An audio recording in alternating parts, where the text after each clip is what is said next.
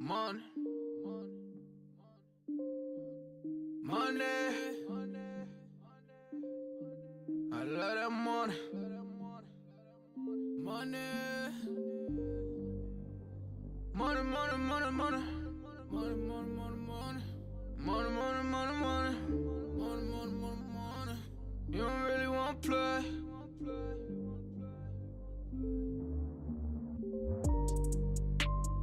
Money, money, money, money's what I'm talking about. We don't really know what you been talking about.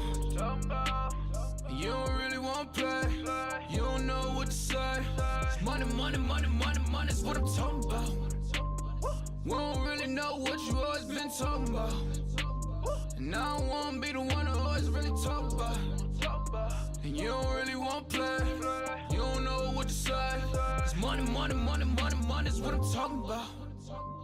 Money, money, money, money, money, make you shut your mouth. Don't never ever talk about it if you never had the clout.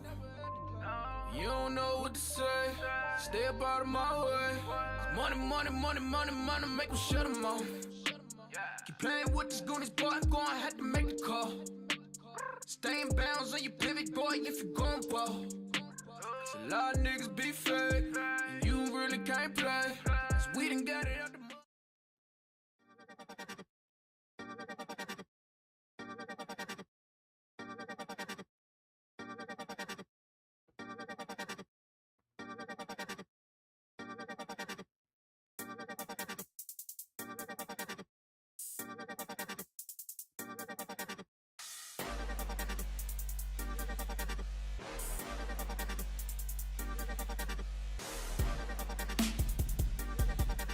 What's going on, people?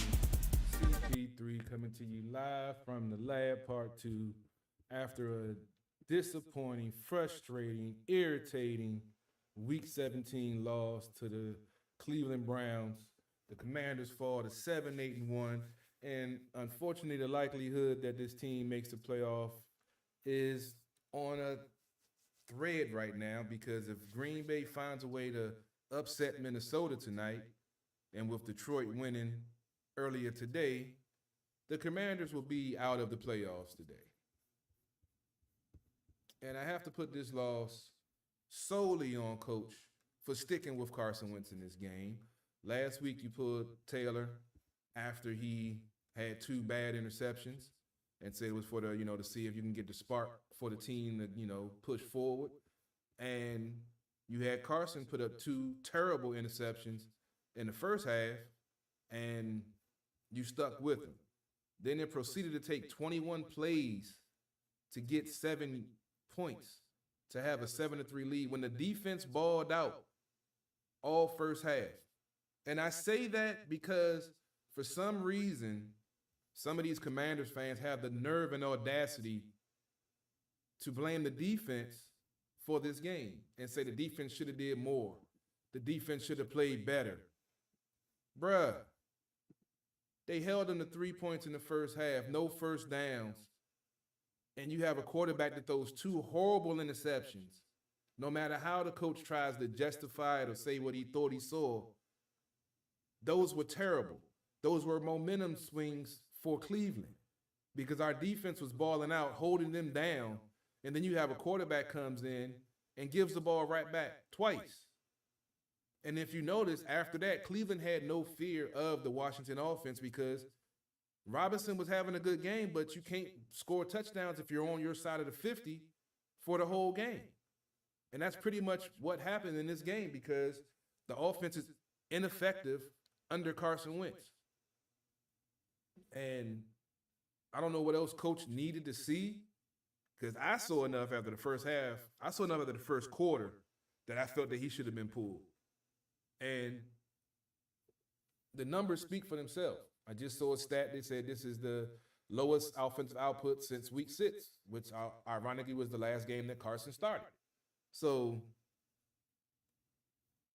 there's a line that's being, there's patterns that's being drawn here that opposing defenses are picking up on.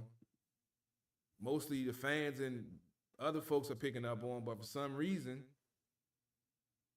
Coach, I guess, decided he wanted to see what went. So I know I was saying that, you want to see what he has because he's under contract. You want to see if he's worth bringing back next year.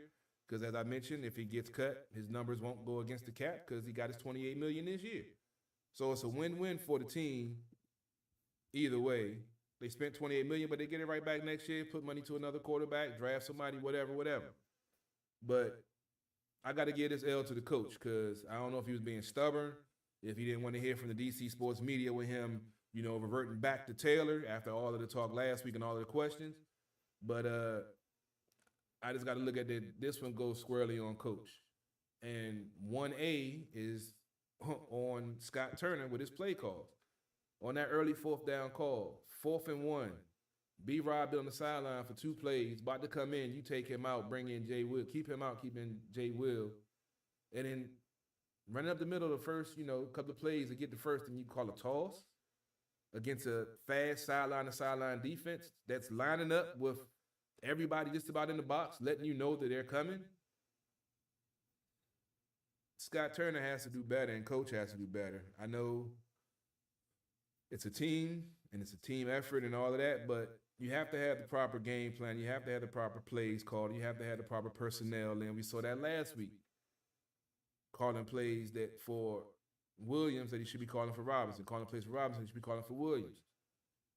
I'm starting to feel like Jay Gruden 2.0 with Scott, man. He goes away from what works, goes on a run where he does things the, right way to get the team successful and win games, and then he goes away from it.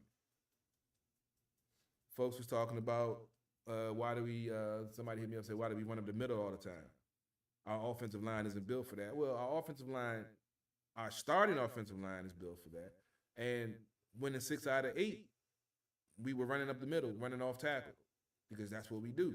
Last week against the 49ers, which is the top defense, and the word elite comes up with this defense because they have all pros at each level, defensive line, linebacker, and secondary, and they have a stout defensive line.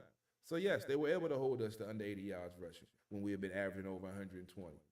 But this team was giving up 114 again, 134 a game. And we put up, 136. So it wasn't the running game that was the issue. It's the passing game and the ineffectiveness of it, and the quarterback that throws 3 interceptions in a game and 2 of them in the first half. That your defense just forced them to get a ball up, and you give it right back. Can't have that. I don't care. You cannot blame the defense. You cannot say the defense should have did more. You cannot say that the defense, got to step up. Yeah, okay, they haven't got turnovers the last couple of games, but when you have a stout defensive line and they start quick passing and throwing screens and doing, reverses and running the ball, you're not going to get sacks. You're not going to get turnovers because they're doing low-risk plays, so they won't have turnovers. Power going. There we go. I feel better now. Now I threw my screen off. There we go. All right. Let's get into some of these ugly numbers, and then I'll break down some more of my recap. And if anybody wants to chime in, feel free. Oh, what's up, Brian? I see you chiming in. Yeah, the last month, it has been, I can't say awful because there's been some bright spots, but, offensively, it's been a struggle, unfortunately. Turner, yeah, I've said it a lot. He outthinks stuff. He tries to outthink the game, but that's not just him. That's most offensive coordinators. But Ron has to do something to rein that in. You can't just continue to allow him to, do the things that he's doing, and you speak in the press and say that, you're going to, we're going to do this, we're going to do that. You're going to talk to him, we're going to discuss it and see how, and then you continue to do the same thing. Just becoming lip service. I didn't check out the post game. I wanted to wait because when I was checking out B. Mitch, he was a little upset at some stuff that Ron said, so I figured I'd wait and just give my unadulterated view before I hear what Ron had to say because, yeah, I've had folks coming at me all different ways, and I was going to mention dude's name, but he done blocked himself, so I'm going to leave it alone. But don't come on my page trying to challenge me in my thought process on my post. If you like it, cool. If you don't, keep it moving. If I break it down to you one time, I'm not going to keep on explaining. I'm not going to keep on punching these keys. If you got something to say, feel free to come on my post game. Just like I engage with everybody else, I engage with you too. But don't insult my intelligence and don't try to come at me because it's not going to turn out well for you. I don't care if I'm on social media. I don't care if I'm on the media. Don't come at me wrong, because I will smack you down literally and figuratively. Cleveland, 16 first downs, Washington 17. Third down conversions, Cleveland went 4 for 11, Commanders went 7 for 16. Fourth down conversions, Cleveland went 1 for 2, Commanders 2 for 4. Rushing yards, Cleveland rushed for 146, Commanders rushed for 136. Cleveland had 155 passing, Washington had 124. Total yards, 301 for Cleveland, 269 for the Commanders. Commanders had 5 sacks, 4 at half. Cleveland had 3. Interceptions, turnovers. Commanders had 3, Cleveland had none. Time of possession, 33 minutes and 32 seconds for the Commanders, 26 minutes and 28 seconds for Cleveland. Now, when you hear these numbers, you would think this is after a win, not a 24-10 loss. Had solid defense. Third down conversion numbers were great, 4 for 11. That's where you want. That's right where you wanted to be at. Maybe a little bit lower, but 4 for 11 is a good day. But it was those turnovers were the difference in the game. Because those opportunities that we had to get points that got taken away gave them a chance, even though they didn't score because the defense stopped them. But the offense still couldn't produce. Took them 21 plays in 11 minutes to score 1 touchdown. Granted, it was 96 yards, cool. But we seen Heineke lead a 90-plus yard drive in about 7 minutes. Just saying, you got to look at the difference. The team plays different for Heineke. And I feel like the team knows, unfortunately, they can't win with Wentz because he doesn't know the offense as well. He's not as mobile. He misses his check downs just like Heineke does. You saw the commentators broke it down on both the interceptions. He had a man wide open in the flat. He didn't hit. We used to complain about Heineke for doing that. Heineke has cut back on that. Wentz did it twice today. The third interception, I'm not even going to talk about that. I'm talking about the first 2. Because the first 2 were huge momentum swings. And that's what I need people to realize when you're talking about the defense has to play better. That's why I put the defensive stats up on the board, just so y'all can see what they do. The offense has to pull their weight. The offense has to produce, has to score touchdowns. We've been hearing the coach say that all season. And it ultimately comes down to the offensive coordinator. If he's not calling the right plays and putting these players in a position to win, or the team to win, then what's the point of being there? What's the point of having all this offensive talent if it's not being utilized and not being developed to the highest possible grade that this team could be and make to make the playoff run? Like I said, if Green Bay upsets Minnesota, season over. Next week don't mean nothing. There's something to think about, people. Something to think about. Get into the individual stats because I'm ready to get out of here. I got a bottle that I'm about to crack because, yeah, I'm a little upset after this game because I felt like if Ron would have pulled Wentz and put in Taylor, I think this would have been a victory. And that's just the way I feel because the offense plays better. Even after the second interception, they were down 3-0 after the defense held. Put in Taylor, boom, he goes down and score a touchdown. Come out in the second half, boom, he go down and score another one. Different ball game. Or at least put them in when they went down 2 scores. We've seen Taylor come in the be in the fourth quarter and to have put 2 drives together to either tie the game, win the game, or put the team back in the game. I had no faith that Carson was going to be able to do that once they went down 10 points. And I know the coach wants to be optimistic and look at the brighter side, but at this point, you got to look at what it is. He was 2-4 as a starter. Taylor was 6-2, 6-3.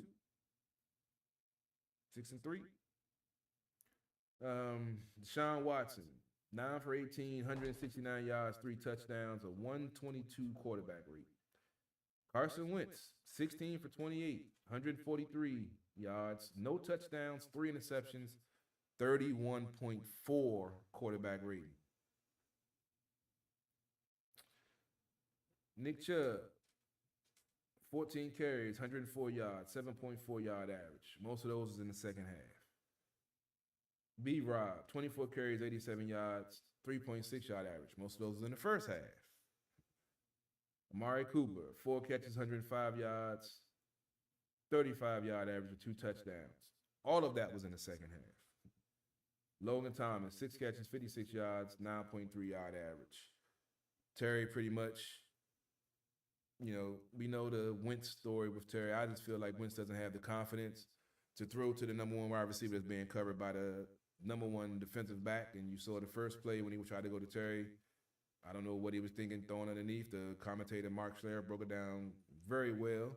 The defender had underneath leverage, and you would have to throw over the top to make that play along with safety help. And he threw it knowing that the cornerback had an option to undercut the route, knowing that he had help, and he still threw it. That's just bad football, period. I'd have pulled his ass after that. But I'm not the head coach.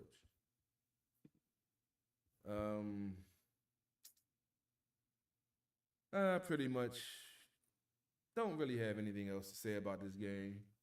I'm going to watch this Green Bay, Minnesota game and see what happens. Like I said, it might seal everything for next week where the Commanders don't have to worry about anything because they'll be out the playoffs and already be packing up to go home after week 18. Or if Minnesota, finds a way to, win, they're at home, so they should win. But Green Bay's been playing some good ball. Detroit handled their business today. And that's basically what it came down to. Other teams handled their business and the Commanders didn't. I'm not blaming Wentz for the total loss, but he was a strong contributor to this 24-10 loss. 10 points. That's all they can get together with 33 minutes of time of possession. Sad. But I'm about to get out of here. Make sure you check us out. We'll be back live next week. I believe Robbie will be back for Sports on the Hill podcast, recapping the Capitals, who's been, luckily they've been the hottest team in D.C. and one of the hottest teams in the NHL right now. They're in third place in the Metro, just coming off of a 9-2 win yesterday over Montreal, where Alex Ovechkin put up a hat trick, his second hat trick of the month, to end the year on the right note. And I'm sure they'll be talking some Wizards. I'm not sure how they what's up, Eric? He said the Packers just ran the kickoff back for a TD, pack up 7-3 if they make the extra point. Well, like I said, I thought Minnesota could beat them, but Green Bay's been hot. They finding a way to win. They beat Miami last week, which I definitely didn't see. And we know what happened with Kirk Cousins. You put pressure on him. 9 times he's been playing better this year when it comes to pressure, but you put enough pressure on him, he will fold like a wet paper bag. So I'm going to go ahead and flip that game on now. I'm about to get up out of here. Appreciate y'all tuning in. Thanks, Eric, for the scoring update. And like I said, make sure you check out the show next week. Check out At The Bar Radio. We'll be streaming back live starting February. We're taking a month of January off. We're redoing some things. We're actually having entrepreneurs. We're not going to say cutting back from artists, but we're redoing our format. We're going to bring in entrepreneurs on all level, any level. If you know anyone, feel free to hit me up. Shows every Sunday night. Interviews are generally around 7 o'clock, 8 o'clock at night. We start our show at 6, right in Alexandria. You can call in or you can come in live. We already scheduled and have some scheduled shows already for the first 2 weeks of February. And we already have some other folks hitting us up. So if you know anybody, in entrepreneurs, and there may be a slight fee because we will be putting you out on all different platforms and you can have stuff for your social media page. Nothing major, but the operation isn't free. So, yeah, Happy New Year to you too, Eric. And Happy New Year to everybody else. Hope y'all recovered from y'all shenanigans last night. And hope y'all enjoy the rest of this football tonight. I know it's going to be hard too for the Commanders fans because, yeah. But y'all be safe. I'll let you next time. As always, DC Sports without the politics. It's not just a catchphrase. It's not just a motto. It's what we do. CP3, live from the lab, on location. Catch you next time. I'm out.